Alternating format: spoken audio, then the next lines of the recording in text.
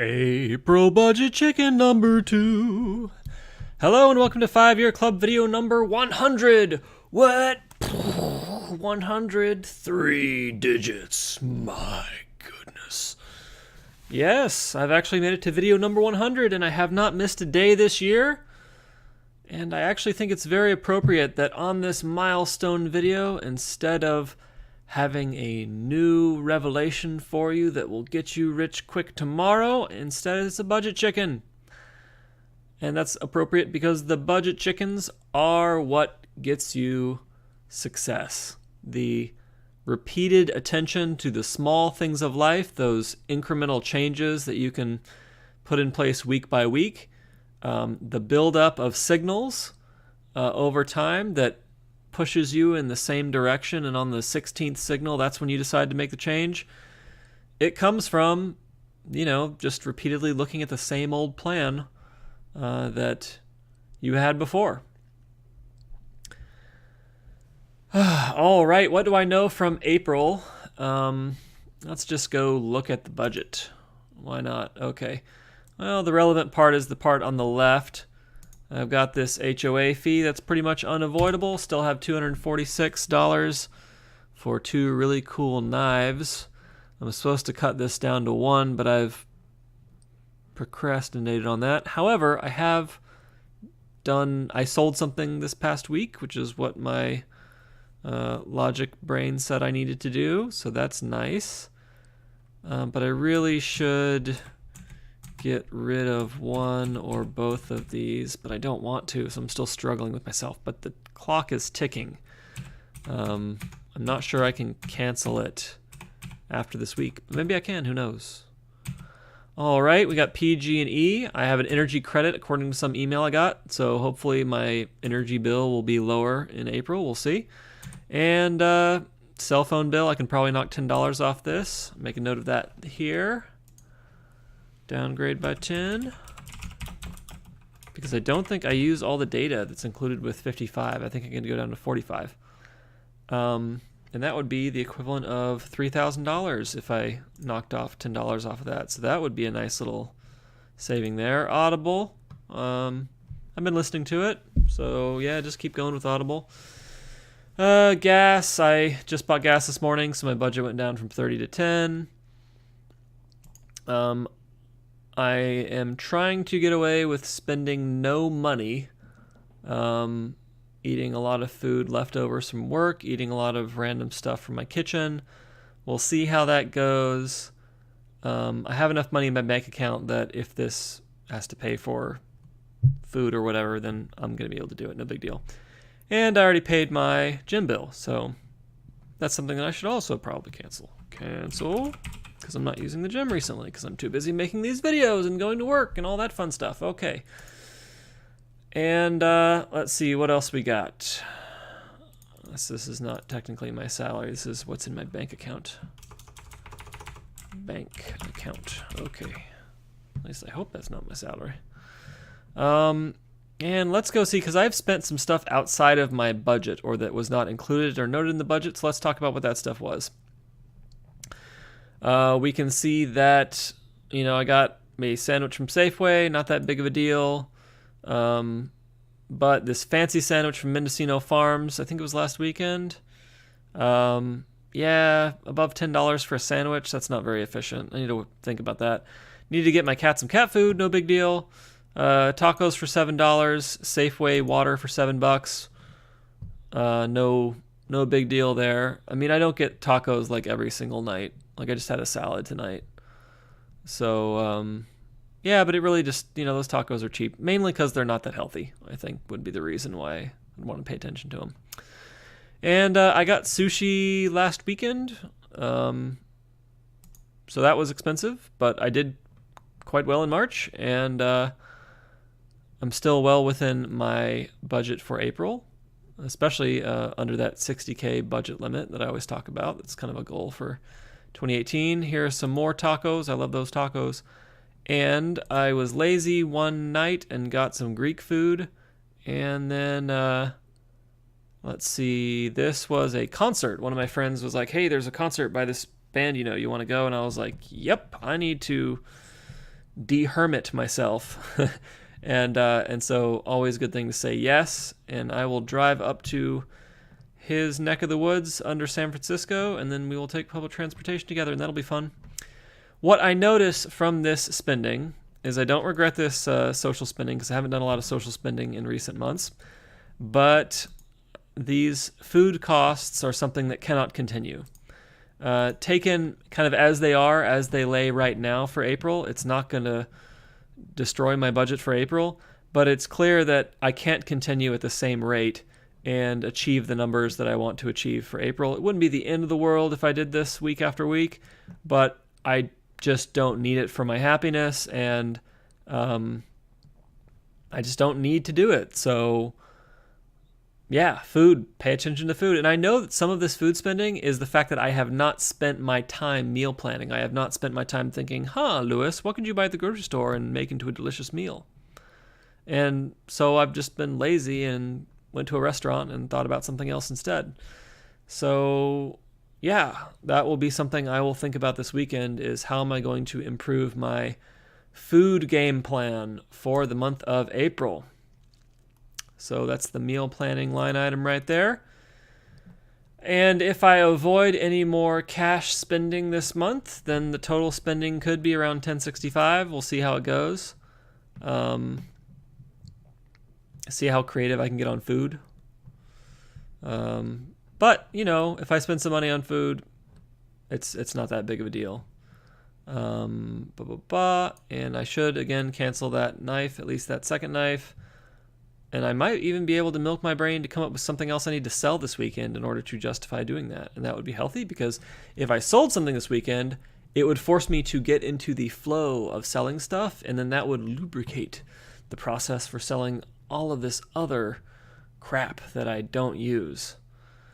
And finally, I brought home Vietnamese leftovers from work. We had build your own Vietnamese for lunch. Great perk at work. And at the end of the day, there was a bunch of it left over in the fridge.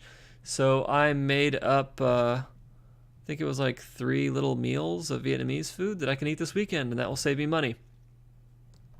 I want to talk now about, bringing home food from work. And I want to talk about why this matters. Because, strictly speaking, bringing home Vietnamese leftovers does not save me or earn me an incredible amount of money compared with my salary. However, there's more going on than that number, and I want to talk about it now. And I know I've discussed this before, but I think it's always worth saying again, especially because recently I've seen, I guess, the way that people talk about handling money and the way that people talk about what they're trying to do, or how they view, how am I going to put this well? They ask a question about, like, how do I get ahead financially? And then someone will be like, well, you get ahead financially by, cutting out everything from your life and making it suck really bad, and then dealing with that and figuring out how to get past it.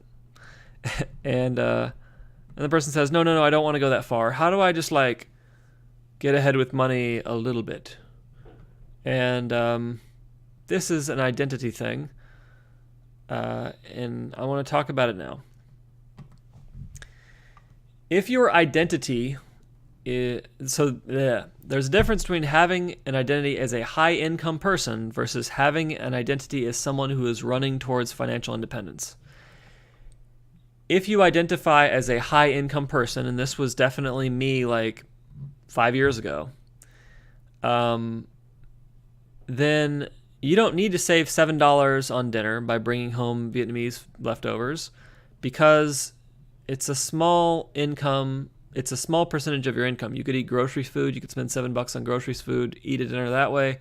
And $7 just isn't going to make a big difference in your financial life because of its percentage relative to your income.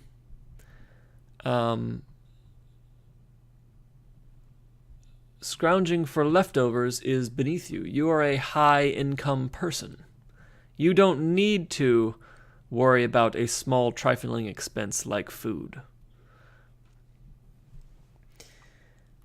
But if your only identity is around income, well, unless you are expressing that income outwardly, nobody can see it, and you can't see it. What does your high income matter if you are not translating that income into something that you can play with, something that you can experience, something that identifies you with a certain social group that you think is cool? And as a high income identifying person, you will value purchases that align with whatever image you're trying to achieve. Objects, vacations, dinners, events, clothing, these are the things that maintain your identity as a high income person. It's an illusion of wealth. High income is not wealth.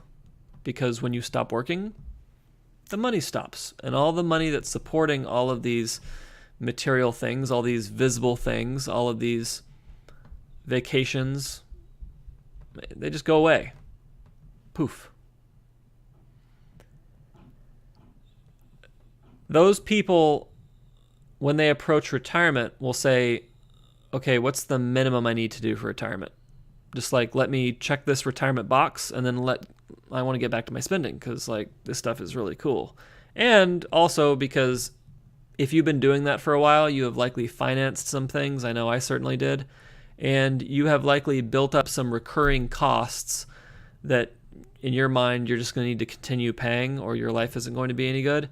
And so you don't want to like put too much into retirement because you know you need to maintain these recurring costs. And these are going to be, I think this is from a UK article that the link was dead to, but someone had copied the image and I thought it was a nice kind of summary of all the different things that we can buy that make us feel like a badass. More than one car. A luxury holiday on a remote island. I know Ibiza has a lot of electronic music. I wish I could go there. And Fiji has some amazing looking villas that I would love to go to someday. But I also know that to get there, it's just like thousands and thousands of dollars to do that trip. A second home, like a vacation home. That sounds cool. Especially a beach home for me. Like I'm terrible with the sun, but umbrella, book on the beach, with a some kind of coconut beverage, that seems pretty fun. A cleaner, yeah, certainly I hate cleaning, so cleaning would be super convenient. I'm not that big into diamond jewelry, but I did visit my friend's exclusive gym, and my goodness, the shower at that exclusive gym, my shower here was broken, so he was kind enough to give me access to his gym. The shower at that gym is like, I was like, I'm Bill Gates. This is how nice the shower is. Good knowledge of wine. This is talked about by Thomas J. Stanley, that if you can discuss wine, you are a fancy person. And let's see, what else we got? iPad. I know I've got an iPad. Love my iPad. But yeah, my iPad definitely set me back a few $100s. And I don't need an iPad. Got lots of cool stuff. And a smartphone. Yep, that's why I've still got my phone after my 2-year contract expires. And as far as I'm concerned at this point, I'm going to keep this phone forever. It might actually save me money. So what happened was I had my fancy knife. This is the great thing, right? So I spend too much money on a knife, and then I've got it in the same pocket randomly as my phone because I'm not paying attention. The knife scratches the screen of the phone, which decreases the resale value. So now my knife has cost even more than what the knife cost. It's now actually damaged something and decreased the resale value. So this isn't like a $100 knife anymore. The resale value went down by $40. It's now a $140 knife. Anyhow, keeping the phone beyond its contract. I'm like pleased enough with the speed. I'm not like super angry about the speed. That's when I change the phone, is when the phone starts making me really angry. I should figure out some Zen way to decrease that. Anyway, now that the screen is scratched on the phone, I'm actually like, maybe I should hold it even longer because I know I'm not going to get a good resale price anyway. So maybe it was actually profitable for me to scratch because, every additional year that I can stretch this phone out is going to divide the cost of this phone by another year. If I'm saying like that the total cost of this like is kind of like the initial cost divided by the number of years that I use it. I don't know. We'll see. Who knows? Little phone commentary there for what it's worth. Don't get a big phone, by the way. Get a small phone. Even with decently big hands, it's too hard to use with one hand. What else? Yeah, big screen TV. Man, those lose value so fast. I bought my original big screen TV in 2008 when I was a new college grad for $1,800. That thing is worth $200 now. And there are way nicer TVs that I could buy for like $500 now. So don't spend too much on a TV. They drop in value like a rock. All right, so we are talking now about people who identify with their income and therefore need to translate that income to purchases, and that is how they are viewing themselves. However, there is a different identity you could have, and that identity is the identity of a person running towards financial independence. And I'm just going to skip down to the picture here so you can see it, because this was, for me, my version of financial independence. And it could be anything for you. But for me, what I'm kind of most excited about is that someday I will be able to wake up one morning and go outside and put down a cup of coffee that's not in this picture and just think about and write about and read about whatever I want.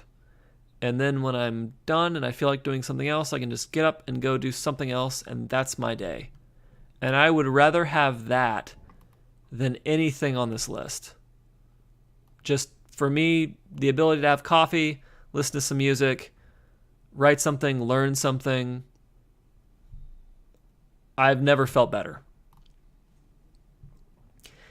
If you identify as someone running towards financial independence, then figuring out how to spend $7 less on a dinner not only lets you invest that $7, which gets you to financial independence a little bit faster, but if you can figure out a way to pay for that $7 dinner on a monthly basis, well, then it starts getting interesting. Because, as I said before, if you can eliminate a monthly cost, multiply that times 300, and that's the amount that you no longer have to have invested. So if you were able to eliminate just one $7 a meal on a monthly basis, then you essentially, it's like the same as somebody writing a check for $2,100 to you.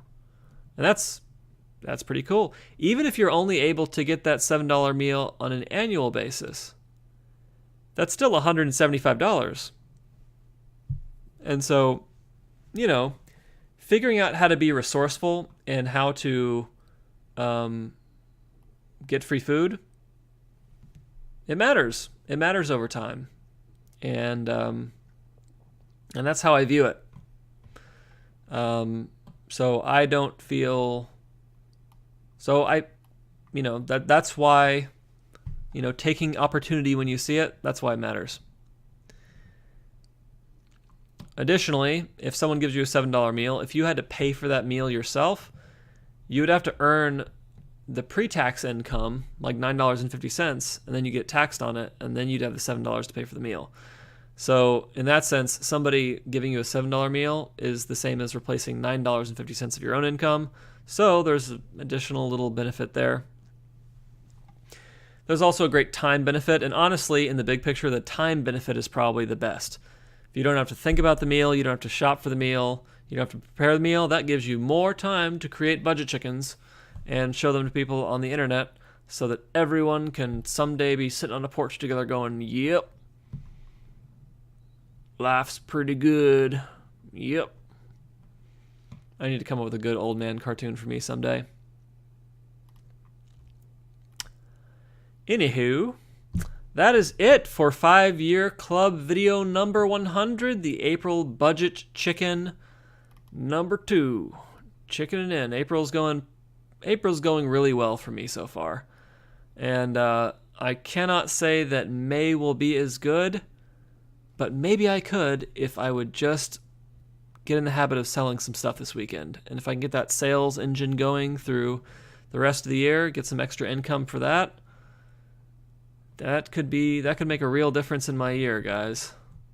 That's probably the number one thing I should highlight in this video. All right, that's it. That's it for video number 100. I hope you do your own budget chicken. I hope your April is going well, and it is never too late to sit down this weekend and make yourself an April budget. Unless it is no longer April, in which case it is too late. Okay, have a fabulous evening.